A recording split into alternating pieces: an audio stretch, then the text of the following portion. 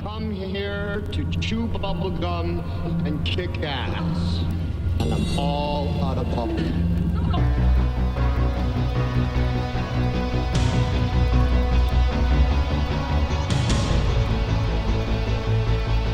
Wow, what a show.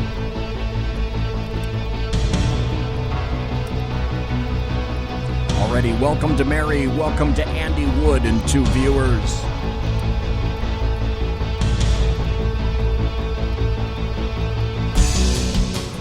Ladies and gentlemen, boys and girls, children of all ages, welcome to the Bloviating Supplements Berserk Bobcat Saloon radio show, live and direct from the SHR Media Network studios. You got a belly up to the bar, we've kept your seat, and it's great to see you back. Snowball is going to be your bartender tonight. He pours with the best of them, and the lava lamp is in fact lighted right behind me over here. You can listen and chat at shrmedia.com, or you can watch on the SHR Media YouTube channel and the SHR Media Facebook page, or the SHR Media group on Periscope. Live tonight, in just a minute or so. After I finish this, we're going to be talking to the entire creator of the hashtag walkaway movement, Brandon STRAKA. But in the meantime, I got to tell you this, we don't water our drinks. Just like we don't water our conversation, politics, religion, crime, culture, economics, race, sex, science, law. We talk about it all here at the saloon. Nothing is sacred.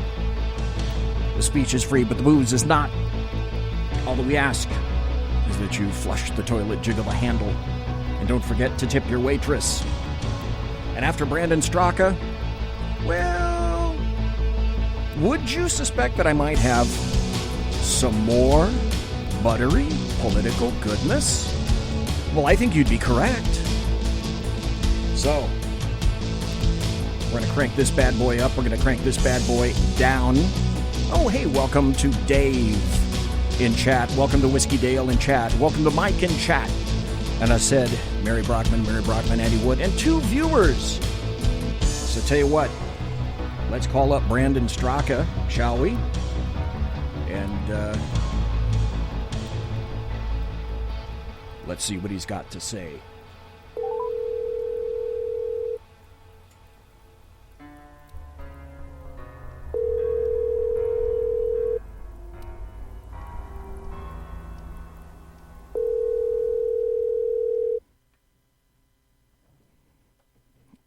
Oh, and right-wing aviator. Hey, what's up? You've reached Brandon. Leave me a message. Well, this doesn't bode well. Brandon STRAKA, this is BZ, and I was calling you to see if you're going to be available to be interviewed tonight. So tell you what, it's 11:04 your time. So let me call you back in about a minute or two and see if you're around. Thank you. Bye. Okay, here's what we're going to do. Because obviously I've got a ton of stuff that I brought. And any good soul worth half of their radio props always come with more stuff than they could possibly imagine. So if you think that for some wacky, crazy reason I don't have enough material for tonight, I think you'd be wrong. Oh, right-wing aviator, good to see you too. And also, just like anybody in radio knows, you have to be prepared just in case something happens on the other end of the phone. Brandon STRAKA is a very, let's say, busy guy these days. So somebody could be trying to call him at the exact same time that I'm trying to call. And the other thing I found out is one time I got a little upset at Alan Thomas. If you remember, he's my paranormal guy, and he didn't show up. And I called him, tried to get in touch with him, and I was disappointed. I was ready to talk to Alan. And as I found out a week later, there was a really good reason for Alan not being able to speak to me, and that's because he was in the hospital. He had just had a heart attack. So before anybody goes 210 over 190 about this, I'll tell you what, let's call again. Because he could be busy. He could be on the phone. Hello? Hey, is this Brandon? Hello? Is this Brandon? Hello? Brandon, do you hear me, sir? Brandon, do you hear me? Hello? Brandon STRAKA, do you hear me, sir? Brandon? There's nothing there. Hello? Brandon STRAKA, can you hear me? Oh, this doesn't bode well either. Okay, he hung up. Let me try. Uno mas. Okay. I don't give up, okay? There's going to be a third time. I don't give up. Hello? Brandon STRAKA, can you hear me, sir? How are you? I am great. I'm glad I called back because technology, never let technology get you down, is what I've always said. I'm so sorry. Are we still good? That we are fine, sir. We are fine, and I must tell you that you are on the air right now, and we are... Oh, was I swearing? No, listen. Okay, Brandon, let me back up a little bit. Right before I answered. That's okay. Hey, you know what? This is not an FCC-rated show, and if an F or an S word comes out, I have to be honest, no one cares. Okay. I'm so discombobulated. I'm here for you now. I'm focused. I'm ready to go. Thank you ever so kindly, because what I told everybody is that, listen, that phone number, you probably get 30,000 calls an hour. And the reason it went over to voicemail is I'm sure somebody was calling you, you're trying to call out. You're one busy guy, but there's a really good reason that you're a very busy guy. So, folks, I got to tell you, tonight we have the distinct honor and pleasure of speaking directly to the creator of the entire Walk Away movement. This is Brandon STRAKA. And first of all, sir, I got to tell you, I want to thank you for staying up so late to speak to me and all the other listeners tonight, because it's a little after 11 p.m. where you are right now. So thank you very kindly to begin with, just for that. So, well, you're welcome. You know what? I'm actually kind of a night owl. So this is sort of early for me. Okay. Hey, I often don't get to sleep until 2 or 3 in the morning. This is great. Just like me. Better yet. This is like I just had lunch a few minutes ago. Okay. Well, I'll tell you what. We'll talk in a bit about the actual creation of the movement. But first, I want to tell people what's coming up later this month. Something very, very important that you've been promoting, and something that I believe is going to have a very serious impact in D.C. And Brandon STRAKA, your walkaway, your hashtag walkaway march on D.C. is going to be taking place on October 26th through the 28th. That's Friday through Sunday over the weekend. With the tagline that it's time for the silent majority to become unsilent. So what do you hope, sir, that this march is going to do? Well, there's a number of things that I hope that the march is going to do, but one of the main things is that the march is actually going to be telecast. And, of course, we're going to have a production team that's going to be showing it on the big screens. But what I want more than anything is, well, primarily, I want people to show up, but for anyone who's not able to make it, or maybe they don't quite understand what it is that we're doing, what I want is for minorities in particular in America who are at home watching this on their computers or their phones or their televisions, I want them to see mass representations of people like themselves who have walked away from the Democratic Party. Because I think, as we all know, the Democratic Party has done an amazingly effective job at marketing themselves towards the African-American community, the LGBT community, the Hispanic community, the Jewish community. And so I think that people who are members of these demographics and members of these groups don't feel comfortable breaking free from the herd and thinking for themselves and deciding that they're going to vote the way that they want to vote. I want them to see massive representations of themselves in Washington, D.C., and ask themselves, what's going on here? Something's happening, and maybe I should be a part of it too. You know, forgive my rudeness, but I got to ask you, where can people, if people are interested and they hear this in podcast or listening live, where can people sign up for the march? Where can they find more information? And say, where can they find you on social media? So the quickest answer to that is probably if they go to walkawaymarch.com. That's walkawaymarch.com. And if you scroll around on the site, just down a little bit, you'll see a link to Eventbrite. And if you click on that, you'll get to Eventbrite, and then we have everything broken down but the entire weekend. If people want to attend the dinner, which is on Friday night, if they want to attend the march and rally on Saturday, if they want to attend the brunch on Sunday, you can do any of these events individually. Everything's kind of a la carte, or you can do the entire weekend. But you can kind of pick and choose what you'd like to do. And it's going to be amazing. You know, our brunch is at Trump International Hotel. Dinesh D'Souza is going to be... Perfect. Yeah. Perfect. Yeah, Dinesh D'Souza will be speaking at the brunch. Our dinner is going to be amazing. Our speakers will be there. We'll have Stacey Dash, Buzz Patterson, Joy Vila. I'll be there. I mean, a number of amazing personalities. there. You can rub elbows at the dinner. It's a 3-course dinner followed by dancing, and it's just going to be an amazing, energized weekend. You know, I've noticed, obviously, just like you said, your movement isn't aimed at one segment or strata of Americans. It's aimed at everybody. But it's mostly the people who feel like abandoned by the Democrats, people who feel that they're played, people that feel that they're betrayed, people who want to stand up for themselves, and they want to say, just like you said, I'm nobody's monolithic voting block anymore. Right. I'm tired of being used like some kind of a convenient tool by the Democrat Party and being manipulated by the Democrats and then cast aside. And as you indicate in many of your videos, you're tired of listening to the Democrat Party lies. I'm sorry, go ahead. It's an amazing hashtag and a movement. Let me back up a little bit. Just a hashtag on Twitter. You started it. You're the person responsible. Did you ever see this thing exploding, absolutely exploding like it has now? Well, I think we've officially reached the point where it maybe has surpassed my expectations or my wildest imagination, my wildest dreams. Because I'm the kind of person, I dream really big. When I do anything, I'm like, I'm gonna shoot for the moon. But no, I think I can officially say at this point, I didn't realize. I mean, let me tell you what happened today. Today, okay. I got an email from Donald Trump Jr.'s people, wow. And they told me Donald Trump Jr. loves Walkaway. He loves your movement. He's really sad that he can't come to the dinner. He actually wanted to come to the dinner, but he has a family obligation. What he's going to do instead is shoot a couple of videos, one of them being a promotional video encouraging people to come to the event that you can put out on social media. So I can assure you, I did not 4 months ago think that this would be happening today. No, I did not. That's why this is, Brandon, that's why this is so brilliant.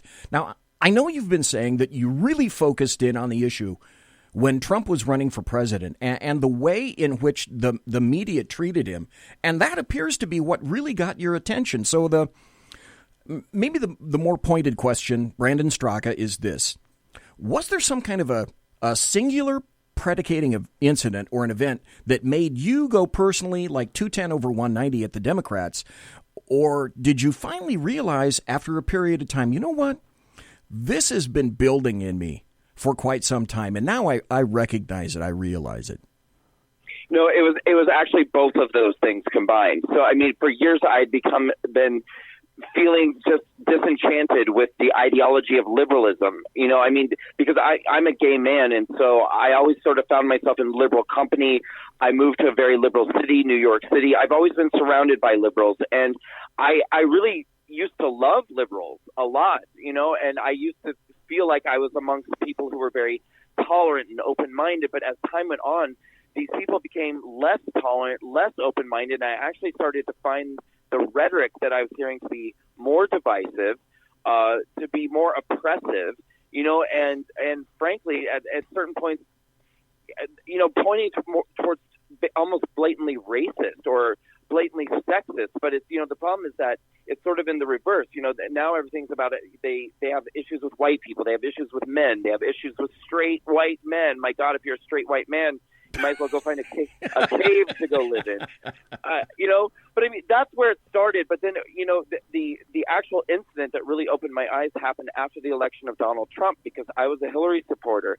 I voted for Hillary. I was devastated when she lost and when Trump won. And I was going on social media and ranting and raving about it. And, you know, I was really actually trying to find answers. Like, why would someone vote for this second coming of Hitler, this horrible man? You know, because every night I'm watching, and Rachel Maddow is just telling me that we have put the devil into the office. And I'm like, you know, Rachel Maddow doesn't lie. CNN doesn't lie. So, you know, I was trying to figure this out. And on this one particular day, I've told this story a lot, but it's what happened. I posted about, you know, I'll never understand how you people could vote for somebody who would mock a reporter's disability. And it was the first time that somebody reached out to me privately, and she said, look, I know you're really upset, and I'm not trying to, like, make things worse, but I just want to ask, have you seen this? and she sent me a link to a YouTube video that was entitled "Debunking the Trump Mock the Disabled Reporter." Okay. Now, when I saw this, I was like instantly angry. I was snarkily angry because I kind of laughed, and my first thought was like, "Oh, I can't wait to watch this," and then write her back and tell her how stupid she is for falling for this like right-wing propaganda, and just be like, "You're so brainwashed, Diane." But I watched the video, and what it was a compilation of footage going back like 10 years of Donald Trump doing that exact same voice and that exact same gesture numerous times when he was imitating somebody who was caught in a lie, or somebody who was doing something shady, or doing something, they've been caught groveling because they're being dishonest. It was very clear he wasn't making fun of that man's disability. He was making fun of the fact that man who happened to be disabled was caught in a lie. And I'm telling you, I mean, I feel like a fool now, but it's like it was mind-blowing for me because it was the first time I really realized that the media was capable of creating a narrative, a completely false narrative, and just cherry-picking and isolating these moments and spinning them out of context to support this narrative that isn't true. And once I discovered that, then I just dug in and I started trying to find out more and more, how many other times did they lie to me? Okay, so you're Brandon STRAKA. You are leading perfectly into my next question. So to say that you've seen something in President Trump that resonates within you is, of course, complete heresy, and heresy addressed by the enforcers for I call them the Democrats. As an enforcer, somebody that goes against the grain like that, like you, requires complete and utter destruction. So let me guess. I'm sure you have stories to tell. My guess would be you've been threatened in the worst ways imaginable. My reckoning is that you've been threatened on social media in terrible ways. My guess is that you've been threatened personally and physically as well. Well, let me tell you something. This is why I didn't answer the phone the first time you called. It came in and said no caller, no caller ID. I'm sitting here with my friend. He's like, "Don't you answer that call." I'm glad you did. I was like, "Oh my God, they're probably right outside the apartment." There's definitely been some really unpleasant moments, and I'm happy to get into that with you. But I mean, in the interest of total, honesty and fairness, I have to say, the nasty, negative, horrible reactions that I've gotten from a lot of people, including formerly close friends, doesn't even begin to compare to the love and support that I have gotten from people on the right. I mean, I have just been so kindly and warmly embraced, and it has touched my heart the way that I have been received by the people on the right in this country. And that's really where I like to keep my focus. I don't even like to think about the other stuff. Number one, thank you for telling me that. Number two, because I'd never spoken to you before, I was thinking, oh my gosh, he's going to tell me that the people that really ended up threatening him the worst were the Republicans or people who were conservatives. No. And to have you tell me that, I mean, if I had cockles in my heart right now, it would warm my cockles, wherever they may be. And that's great to hear. But on the other hand, Brandon STRAKA, doesn't that tell you an amazing amount of information about the norms of the left and the right these days? And they don't see, or I don't know, maybe they do. You'll tell me one way or the other. They don't see a gay guy. They see a guy that believes in certain conservative values, that walked one walk, and now he himself, for a myriad of reasons, has created this massive, massive movement. And right. The things that you've done, they're absolutely astounding. They're astounding. Thank you. You know, what I think is so interesting is that you're right. They don't really see that. But conversely, those on the left, that's all they see. You know, I mean, it's like that's all I hear is that, like, I'm a traitor to, or that I'm self-loathing. I'm a self-loathing gay man.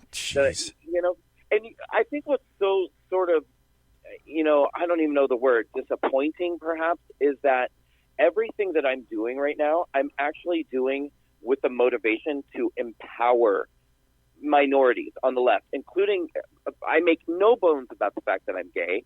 I'm openly gay. I'm proudly gay. I'm always going to be gay. I'll die gay. Nothing's going to change. But it's like one of the major motivations I had for even creating this campaign in the first place was once I discovered how dishonest the media was, and once I discovered, this thing about them creating these false narratives and just blatantly lying to the American people, I discovered the ways in which they use fear to manipulate minority communities, particularly the gay community. They will tell blatant lies to the gay community to terrify gay people, to get them to do what they want them to do and vote the way they want them to vote. And that was one of the major motivating factors of me creating that campaign, is because I wanted gay people to be able to see this, and I wanted them to be able to break free so that they could think independently. So when I hear these people saying, well, I'm a self-loathing gay man, or I'm some sort of traitor, I'm like, oh, no. I'm actually your best friend, because I'm trying to show you that there's something much, much better for you than what you're being told on the left. Here's why, and I'm not trying to blow smoke or anything like that, but here's why I think what you did and what you created is abso-fucking-lutely brilliant.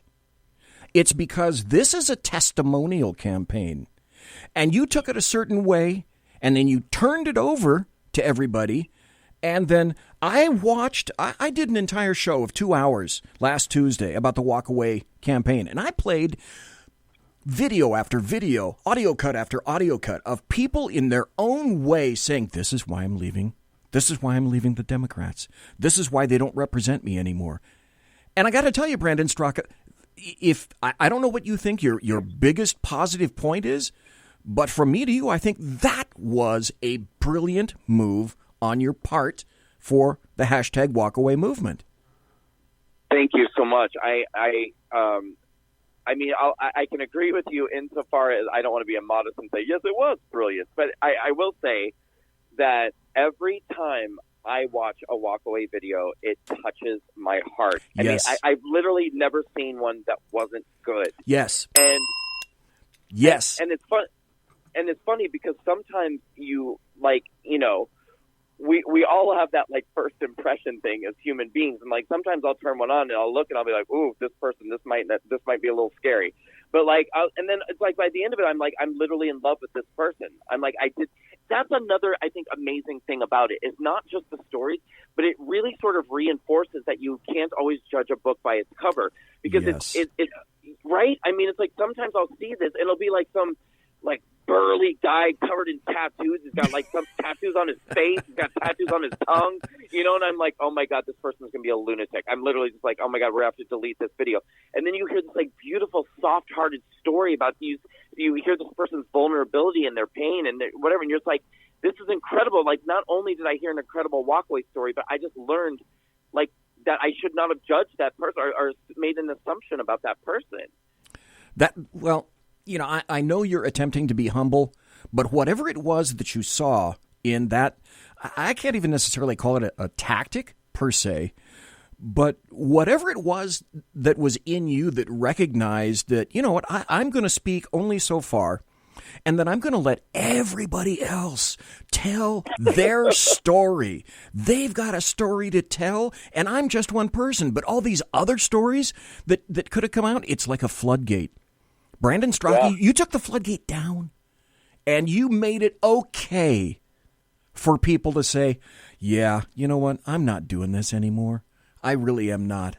I have a lot of people that are coming out and saying that, no, the expectations, those days are done. So you believe that the media has a very big role in the Walkaway movement. And what do you think that role has been, Brandon Straka? Well, for starters, they provided for me the catalyst to even, change myself, and then this motivation to do this campaign, because like I said, I think it's because I am gay and because I grew up gay, and I grew up in a time and place in a very small town in Nebraska, in the 80s and the 90s, where homophobia was really running rampant. I do not like bullying. I do not like people mistreating people or taking advantage of people or scaring people. I don't like it. And so when I saw that, my God, the media, that's who we're supposed to be able to trust. Right. This is who we're supposed to be able to say, at the end of a day of going through life and going through this world, I want to come home. I want to see what's really going on. I want to be able to say, but they're not telling us what's really going on.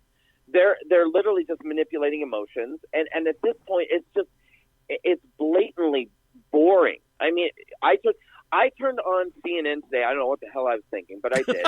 I turned it on, and or is it, which one is Anderson Cooper on? CNN. Yeah, CNN. Yeah, CNN. I didn't even turn it on. I was in the waiting room. I didn't interview tonight. I was on in the waiting room. That's what happened. And Anderson Cooper, they said, coming up next, Anderson Cooper 360, whatever. And I literally said to myself, I wonder how long it will take before he mentions the president's name. And he came on and he said, tonight, the president of the United States. I was like, my God. and it was, and it was just this whole opening monologue about how he's a monster because he said right now is a scary time for men. And, Anderson Cooper reiterated the whole narrative right now that we must believe women. Every woman's a victim, victim, victim, victim. Women don't lie, and that the president is a monster and a misogynist and a bigot for suggesting that this is a scary time for men. I mean, they're doing a lot of my work for me, especially with the Kavanaugh trial. Oh, yeah. My God. I mean, they weren't walking away. They were running away. As Diamond himself would say, they running like hell from the Democratic Party. So they're doing me a big favor. I want to get back to that, but I wanted tonight I wanted to figure out, okay, you've been asked the same question in different ways 20,000 times, but I wanted to find out, if, I don't know if anybody has asked you this before, but I'd like to. If Hillary Clinton had been elected president instead of Trump, do you think that you still would have been motivated to create the walk-away movement, or do you think maybe it would just have been more of a matter of time? You know what's weird? I don't know if anyone's ever asked me this question before, and I started feeling really emotional as you were asking me. Like, I almost kind of choked up for a second because I don't know that I've ever thought about this. Like, if Hillary Clinton had been elected, absolutely not. I absolutely would not have walkaway campaign. None of this would be happening. Okay. But I think even worse is I would still be going along with all of this. Like, if she had been elected, I never would have realized the media lies. I never would have realized the deceptions of the Democratic Party. Oh, boy. I would have just thought that, that goodness had won and that we had defeated a bigot, and I would have, I think, continued down this path of thinking that it was my obligation as a progressive to stomp out the voices of Middle America who don't deserve to be heard. Okay. And, yeah. Here's why, just with that right there, here's why I know you're the genuine article. Because there are two things that I value when I talk to people, honesty and clarity. And you could have come up with some kind of, I don't know. But when you said that, and it gave you pause, and then you give the answer, that's honest. That's clear. That's truthful. So I know you're the genuine article. You're the real thing. So, thank you. It was the guy with the dead orange cat on his head, President Donald Trump, who was the primary instigator for any number of revelations. I mean, would we have found out who the Democrats really are? Would we have found out about what I call the American media maggots? Would we have found out how corrupt and biased and political the FBI, the DOJ, the alphabet agencies, and the Department of State really is? And you know what? We may not have. We may not have. We most certainly wouldn't have. I mean, I'm going to go ahead and just say that with certainty. I don't think there's any chance that we would have found that out. But I think what's really, I mean, I don't know if we'll ever be able to really fully appreciate and measure the changes that are happening to us as a society as a result of this man being in office. Because I really think, I think it's a short matter of time before the mainstream media is going to just completely get shut down, because I think people are starting to realize more and more now, too, the value of independent journalism. I mean, we have the most incredible people in this country. No one knows who they are yet. I mean, but these people who dedicate their lives to actually doing research and putting forward the stories that the news doesn't tell. Yes. And right now they exist on the internet, or some of them exist on Twitter, some of them exist on the I don't know what this means, but the 4chan, whatever. But people talk to me about this all the time. But there's and this is all kind of coming to light too, because now that people are starting to see how corrupt the media is, how dishonest the media is, I think that there's a newfound appreciation for independent journalism, and even these internet news outlets that actually have a dedication to the truth and telling us the stories that the mainstream media has decided we don't need to hear. That's part and parcel, Brandon STRAKA, of what's going on any number of levels right now. DC is pissed off because you found their game. The American media maggots are pissed off because all sorts of people have found their game. Populist media is spreading. There are citizen journalists coming to fruition all across the United States of America. I don't know how much time you have left. And I'm not going to go to a break because I think it's way more important that I talk to you. But I can sit with you for a while. Okay, great. Thank you very much. I appreciate it, sir. Of course. I've said for some time, and I'd be curious about your thoughts and input, that what has been revealed bit by bit is evidence of, I can only lead to a sort of a soft coup against a presidential nominee, a president-elect, and a sitting president, because of all the things that we're finding, the tip of the iceberg, et cetera, that the corruption runs deep. And so am I way off base on that? No. Let's just come out with it. Are you asking me, is there a deep state? Well, yes. Well, that's another. Oh, my God, Brandon STRAKA. That's another thing that, you've heard of that term, and it has, conspiracy theories and tin hat guys walking around. Well, they just went out of their way to prove that that's true. Am I on the right track, or am I a tinfoil hat wearer? I don't think you're a tinfoil hat wearer. I mean, I think I was having a conversation today with a woman who's come into my life since I started the Walkway campaign. Her name is Maria, and I consider her to be almost a mentor and a guide to this wacky new world and wacky new life that I find myself in. And she is one of these independent journalists that I was just talking about. She's brilliant. She knows everything that's going on. And she said to me today, now this is her talking, but I have a tendency to agree with her, at least to a degree.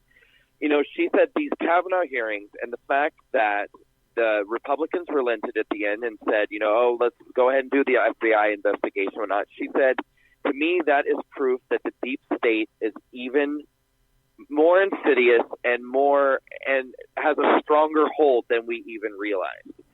Now, she was feeling really down today because I think that, this Kavanaugh thing has gotten a lot of people frustrated beyond the point, but right. But she did say, she said, I don't even know if Donald Trump at this point is strong enough to fight the deep state. But, there's definitely something more going on than just what we see. It's not just what appears at the surface. There's absolutely more than what meets the eye. Okay, Brandon STRAKA, you have been witness, just like you just now mentioned, to the Kavanaugh hearings and what I call the kabuki theater antics of the Democrats. So the question for you is, though, how do you think this plays in the long run, particularly with the November 6th midterms, a little over a month away, and also with what I consider to be the perfect timing of your march on D.C., October 26th, 27th, and 28th. All of this wacky material, does it help the Democrats or does it hurt the Democrats? Well, I can tell you with certainty that it helps me, and it does not help the Democrats. I mean, we saw a pretty massive influx of new walkaways into our group. Well, and so I heard you say Twitter earlier, which is, that's where people are kind of tweeting out and using the hashtag and putting their posts and their tweets out. But Right. The genesis of it was really on Facebook. The Walkway campaign really began as a group on Facebook, which is where people can upload their video testimonials and their written testimonials. But I know for a fact this is true because this week we got thousands of new members, and they were putting their testimonials up, and they're saying, either in their videos or writing down, this was the last straw for me. Some of them, and some of them are old. I mean, some of them are people, in their 70s, and they're like, I have been a Democrat my entire life, and this week I walked away because what has just they said, I can't take it anymore. I've had enough. And and we're a grassroots organization. In this Walkway March on Washington, we're trying to raise $500,000 for the Walkway March on Washington weekend. So we're doing this through GoFundMe. We're doing it through PayPal. We've seen a pretty significant spike in our donations too, which is, we're so grateful for that because we're really only about halfway to our goal. If anyone goes to walkwaymarch.com and clicks on fundraising, you can find the link there. If anyone would like to be a contributor, we would greatly appreciate it. Okay, but we've definitely seen. You beat me to that one. I was just going to ask you, walkwaymarch.com, if people want to donate. That's where they go, walkwaymarch.com. And then click on fundraising when they get there, and there's a couple different options for them. But of course, the best way to contribute funds is to buy a ticket to the dinner. Buy a ticket to the brunch. Because we want bodies there. We want to see people. It's not just about the financial contribution. We actually want to have that camaraderie and the fellowship, and just have like a very, very massive demonstration and bring people together. But yeah, we're absolutely seeing people all fired up after these Kavanaugh hearings, and people who have spent their entire life pledging their allegiance to the Democratic Party, they're done. Okay, so Brandon STRAKA, you are clearly hoping to influence the midterms so that more people leave the Democrat Party and vote Republican. So it's all about the vote, is it not, on November 6th? I have no idea what you're talking about. The timing of my march was purely coincidental. I don't have any idea what you're implying. Okay, all right. Moving right along. Let's look at... I'm just kidding. No. No, we can't move along because I have to say it is absolutely crucial for anybody listening to this right now that we must vote red on November 6th. And listen, it doesn't even matter. You don't have to love Republicans. You don't have to be a Republican yourself. And there are a lot of people in the Walkaway campaign who've walked away from the Democratic Party, and they're saying, well, I can't be a Democrat anymore, but I'm sure as hell not ready to be a Republican or call myself a Republican. And there are those who consider themselves independents and libertarians. Doesn't matter. This November 6th, everyone must go in the voting booth, and you must vote red, because a non-vote is a vote for a Democrat. And a vote for a Democrat is a vote against the direction where our country is headed right now. And we are headed in an amazing direction. We actually have a president who's doing a really, really great job. And, if you go in there and you sabotage that, all you're going to be doing is putting a vote in for impeachment, a vote in for a party that cares more about people who don't live in this country than people who do, and a vote for socialist and communist policies. Oh, you just hit... It's like, okay, Brandon STRAKA, get out of my head. There's only room enough in here for one of us. There's no room for two of us. But you just hit on another point that is critical, that I think is... It's like the blinders and the curtains are being taken away, and folks can see, I believe folks can really see, that because you are all traitors, you are all betrayers to the very end. You folks, you're nothing. We're losing you as a monolithic block. Who do we have left? Oh, that's right. People who don't belong in this country. And so that's why we're going to kick everyone to the curb, people who have spent and invested in their lives here. And the rest of you guys can go to hell. And we're going to embrace this new wave of people that we're sure they're going to vote Democrat in perpetuity. Yeah, absolutely right. And there's one more. You left out one demographic. Okay. So their number one pet project right now is illegal immigrants, but their number two pet project is teenagers. So don't forget about that. Okay. Yeah, this is their absolute favorite pet project now, is to approach children and start preaching to them about how we need to get rid of the Second Amendment. about how free speech is terrible if the person speaking has a conservative point of view, and that these opinions should not be allowed to be spoken in public, that there's only one acceptable point of view. And they're telling these kids who, by the way, it's not a coincidence. You go to a bunch of kids, they have no money. And I mean, socialism sounds great when you have no money. Right. You know, so, I mean, that's why they're doing this.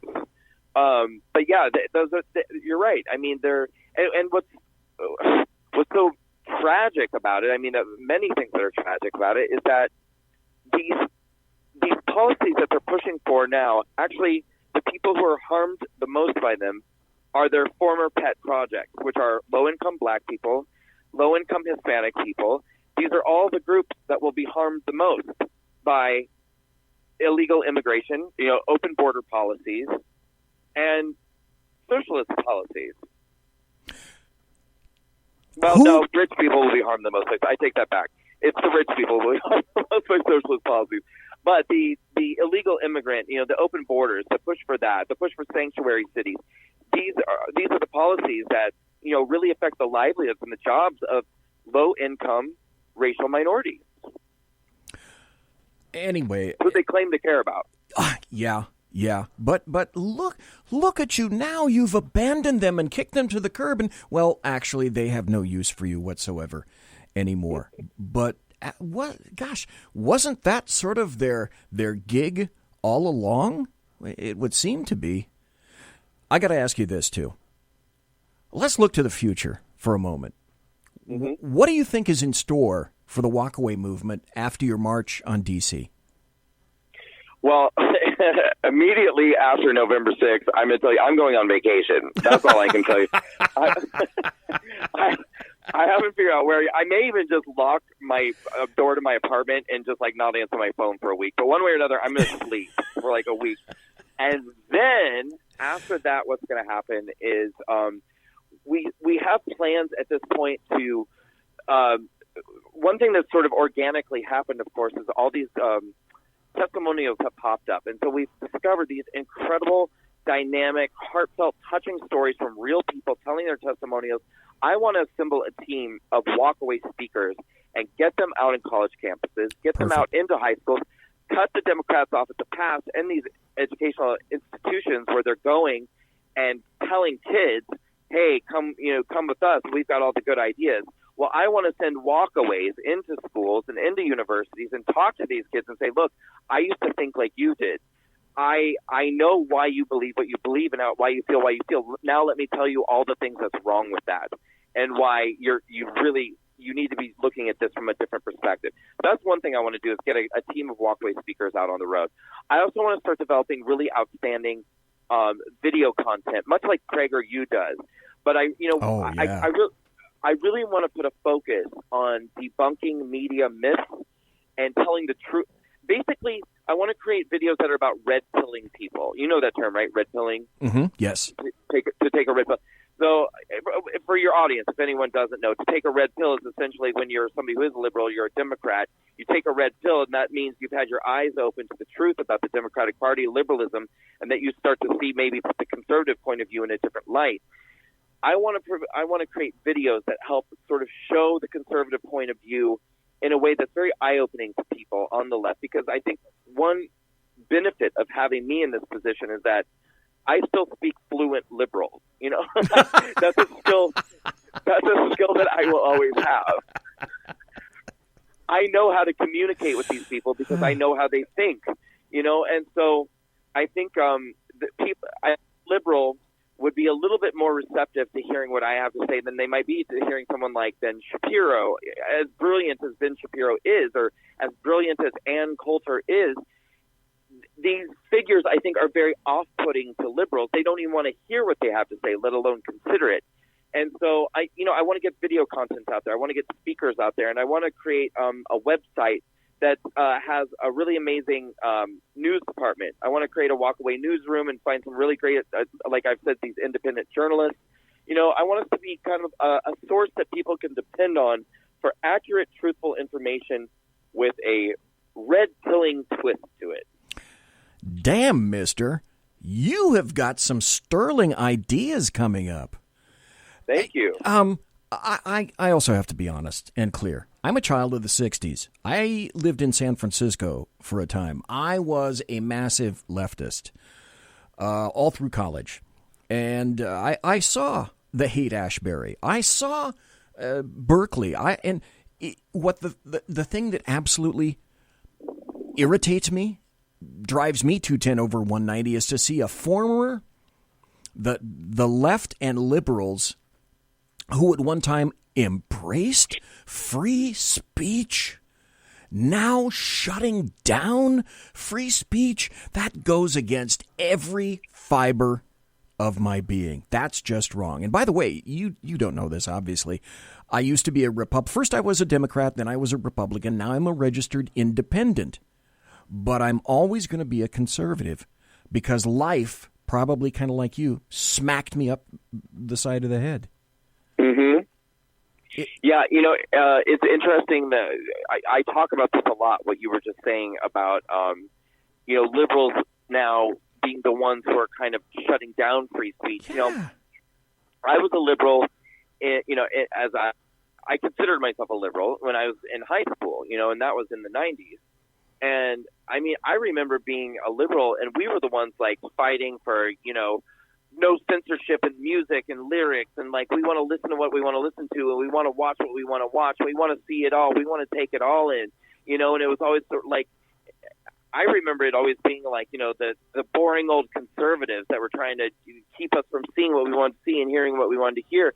But, in that way, yes, it's annoying and it's weird and it's kind of crazy that this has happened. But I was having this conversation last day or two ago with someone I was interviewing with, that as irritating as liberals have become and awful as they've become, and they have, in this way, it's sort of forced us on the right. It's kind of created this cool counterculture, I think, where it's suddenly conservatives are now the super cool ones because we're the ones fighting for free speech.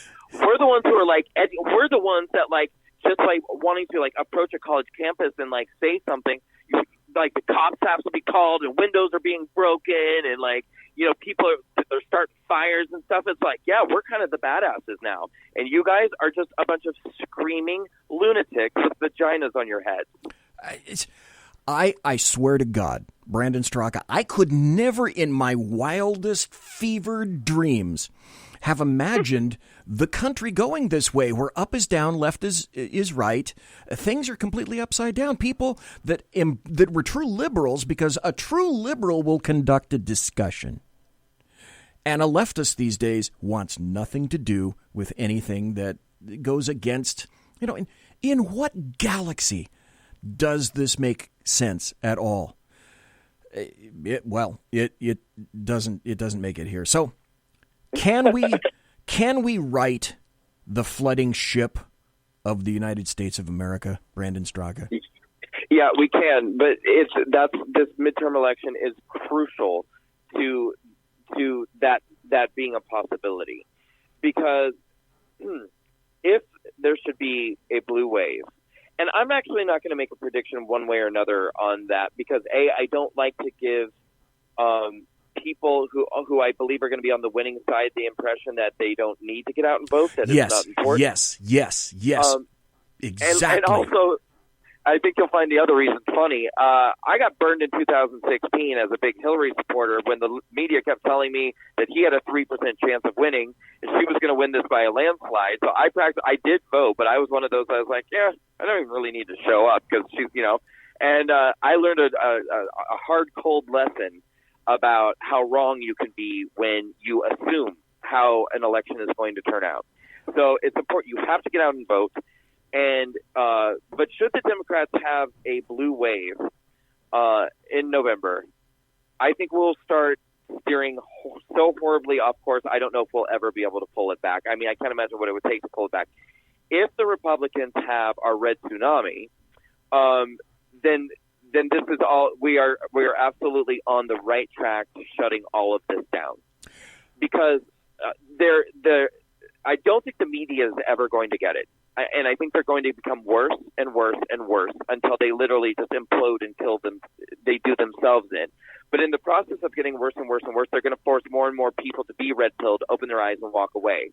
And, I always say, in the end, by the time the great walkaway is complete, the only people who are going to remain on the left are going to be all the non-binary people and all of the Ivy League lawyers.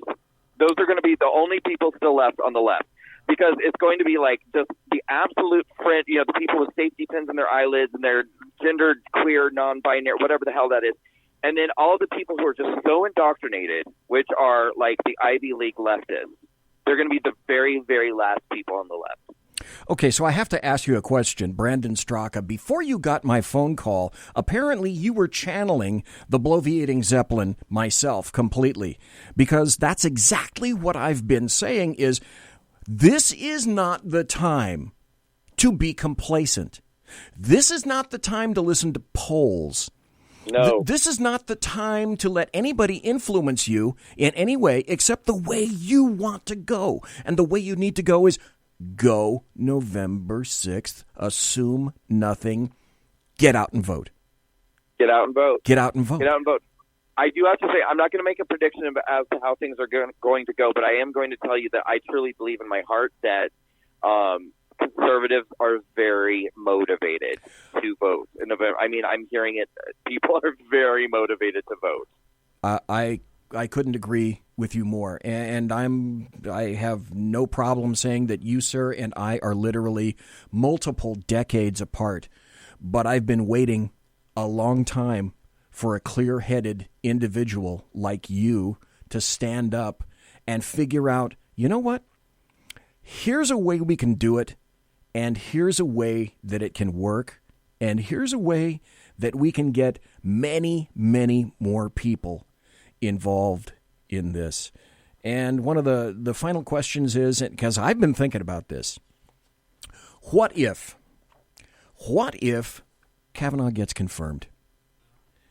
And then what if the Republicans keep the House and keep the Senate? It's going to look a lot like November 9th, I think. But having said that, if there's one thing that I've gotten out of this discussion tonight with you, Brandon STRAKA, is that, and again, I'm not saying this to be conciliatory or anything like that, you've had and you have the right idea at the right time, because if there's one thing that life has told me, timing is everything. Yeah. And this is the perfect time for you. This is the perfect time for folks to recognize and realize what it is that you represent. And I have to say, I want to thank you ever so kindly for taking the time to talk to me tonight. Your schedule must be absolutely manic. And I appreciate the time that you took to talk to us. I mean, it's an hour. You've taken an hour to talk to me tonight. And I doubly appreciate the fact that you've stayed up so damn late to do it. So again, a great movement. I'm sorry, go ahead, sir.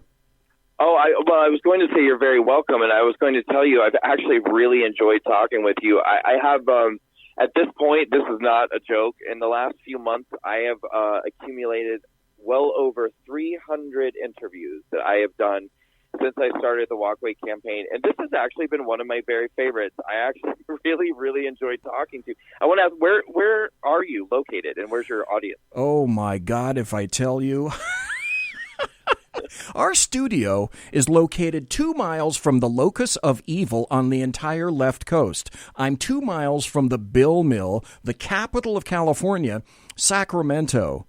I'm in Sacramento, California, leftist central. When I get through with this interview tonight, here's what's going to happen, Brandon STRAKA. I'm going to continue on for the next hour of my show. I'm going to get up, walk outside, and as soon as I get outside, the first thing that I'm going to smell is like sulfur and brimstone.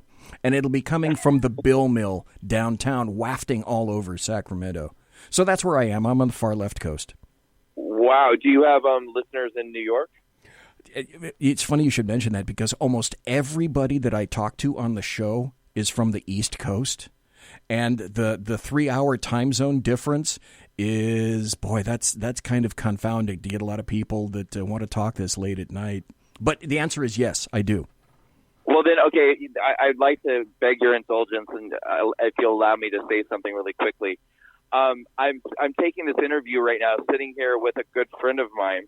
He himself is a gay man who also walked away from the Democratic Party, and at the exact same time that I decided to create the Walkway campaign, he decided to stand up too and take a stand and do something, and he's running for New York State Senate.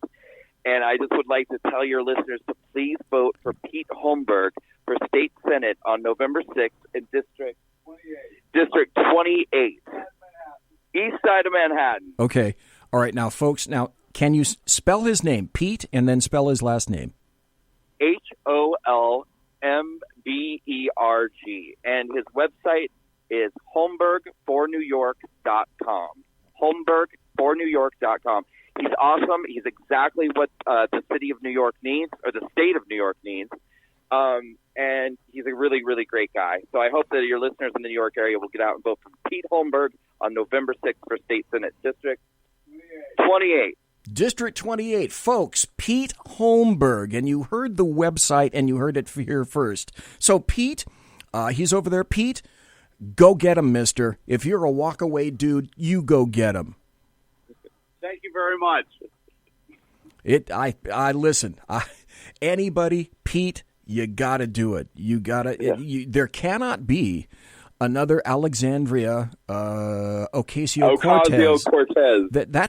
That's leftists want to talk about sustainability, socialism, that kind of worldview. That's not sustainable. She's entertaining, though. Come on, I love watching it. Anytime I turn on my TV and she's on, I stop everything I'm doing and I turn up the volume. Oh, you got that right. Yeah. It's like for conservatives, that's like our version of Saturday Night Live. We get to just like watch and just laugh. Yeah, if there has to be something redeeming about her in some fashion. So hey, if you're entertaining, okay, all right, I get that. Okay, yeah. Finally, one more time for everybody, because some people get in the beginning of interviews, in the middle, or sometimes the end. Folks, I've been talking to Brandon STRAKA. And I want you to tell people where you can be found on social media, where you can be found for your site, for March on DC, anything and everything that you want to let people know where they can go and find out more information about you, sir. Thank you so much. So, very easy. My social media handle is the same on pretty much all platforms, and that's at US Minority. That's at US Minority. That's on Twitter, on Facebook, on Instagram. And I have my own YouTube channel. I do my own show on Monday nights at 10 p.m. Eastern. It's really great. I have the best guests. I'm sorry. In the last month, I've interviewed Roseanne, Antonio Sabato Jr., Dinesh D'Souza. I had Buzz Patterson last night. And so they can find that at youtube.com/US Minority. And in terms of the Walkway March on Washington, guys, this is going to be a historic event that you're not going to want to miss. So that is October 26th through the 28th weekend. On Friday night, we're doing a gala dinner at Trump International Hotel. On Saturday, the 27th, the March and Rally in the National Mall in Washington, D.C. And on the 28th of October, we're doing our closing brunch also at Trump International Hotel. You can find out anything you need to know and make reservations on walkawaymarch.com. That's walkawaymarch.com. And I really, really implore anybody who's so able to click fundraising and consider making a donation toward, I have to use the word contribution. Make a contribution towards this grassroots movement, because we're trying to raise all of this money on our own, by ourselves. We're doing a really great job, but we could use everybody's help. So if you're able to make a contribution, that's walkawaymarch.com. Please click fundraising, and we'd love to see you at the Walkway March on Washington. Okay. Folks, we've been talking to Brandon STRAKA, and before I go away, I got to tell you this. This is for Pete. There are people in my chat room right now that are saying, "Hey, you know what I got to do? I got to go put the bug in Ken's ear for Holmberg." Now, Ken McClinton is a black conservative that's got a massive amount of black conservatives in the D.C. area and they're going to start putting a bug in his ear for Pete. So I just want to tell you, that message is getting out. The message is getting out. I love it. So, Brandon STRAKA, thank you again, sir. I have had one of the best interview times in quite some time. Thank you very, very much. You go out there and you kick some ass, sir. Thank you so much. I feel the same way. Anytime you'd like to talk again, reach out to me. I'd be happy to come back. Thank you very, very much. You take care. You be safe. Good night. Now, I know you're not going to bed yet. It's now just kind of twilight. Yeah. All righty. Thank you very much, Brandon STRAKA. Good night, sir. Have a great night. Take care. Thank you. Wow. Okay. I don't know what I can say about that, except maybe some of this. You're listening to the SHR Media Network. The new show on the SHR Media Network, Sackheads Against Tyranny. On shrmedia.com. Go there quick like a bunny, 11 p.m. Eastern, 8 p.m. Pacific, every Wednesday. Live and direct on the SHR Media Network. shrmedia.com. Be there. Human by race, Christian by faith, American by nationality, and conservative by choice. Reverend Ralph J. Chittum Sr. is the right guy on SHR Media from 8:05 to 9 p.m., Monday through Friday. And if on the rare occasion I am ever wrong, I will still always be right. The right guy on SHR Media. When dirty politicians, shadow governments, and deceptive Islam blind the world with fake stream media smoke, their only fear is one man with a cane. I'm Dave Milner. Join me through shrmedia.com, highplains.talkradio.com, and the Western Free Radio Network at Spreaker, YouTube, and iTunes for a different perspective weekly on the Unpleasant Blind Guy. And catch me on Jeff Mitchell's EDL Radio on blogtalkradio.com. There's no surrender ever, because truth is not always pleasant. Hey, this is Michael Wright. And I'm Shannon Wright. Join us for The Right Way with Shannon and Mike, Monday through Thursday from 7 to 9 a.m. right here on SHR Media. Why are they joining us? For fun things like sports, politics. Oh, maybe some news and entertainment? And all kinds of other things. Money and recipes and events, all kinds of stuff. Yeah, so join us Monday through Thursday, 7 to 9 a.m. here on shrmedia.com. Hey, who's going to take Sean's chair? I'll run the buttons if you want. The what? The slider what? thingies. Those what? things. We have those? Yeah, right over there. Where? It's on the board. That damn technology. Fucking technology. I know. What are we going to call it? Call what? The show. What? The show. What show? The new show, Wednesdays. Every Wednesday on shrmedia.com. 11 p.m. Eastern, 8 p.m. Pacific. Sackheads. Against tyranny. There you go. Against tyranny. I like that. Let's do it. You guys are porked. Hello. I'm Tim Hart. I'm the guy BZ hires, due to his shameless contract with the SHR Media Network, to voice his promos. He'd like me to tell you that the Bloviating Zeppelin's Berserk Bobcat Saloon radio show can be found on SHR Media Network, Spreaker, and YouTube every Tuesday and Thursday night at 11 p.m. Eastern and 8 p.m. Pacific, featuring right thinking from a left brain and doing the job the American media maggots won't. You'll find that the speech is free, but the drinks are not. There, in the saloon, just when safety pin manufacturers are running out of metal for the diapers of the leftists, BZ is sending his personal drones of freedom into the wheelhouses and ossicles of lovers of sovereignty and liberty nationally and globally. Broadcasting behind enemy lines in occupied California, BZ swears that no rights were harmed in the making of this promo. It's your business diva here, Melanie Collette. I am inviting you to a front row seat as I discuss some of the most intriguing details of wealth and finance with today's movers and shakers in the world of business. Listen in and discover financial truths on a global, domestic, and household scale. Uncover topics that will impact your wallet today and in the future. Money Talk with Melanie airs Monday through Friday, 5 p.m. East, 2 p.m. West, right here on SHR Media and High Plains Pundit Talk Radio. You can't afford to miss it. Conservative media done right. You're listening to the SHR Media Network. Ladies and gentlemen, boys and girls, children of all ages, holy crap. That was one of the best, the most fun I've ever had on an interview. And I got to tell you why. You know, when people are popular and they're just, people want to talk to them all the time and they're hounded by the media, this is what I find amazing.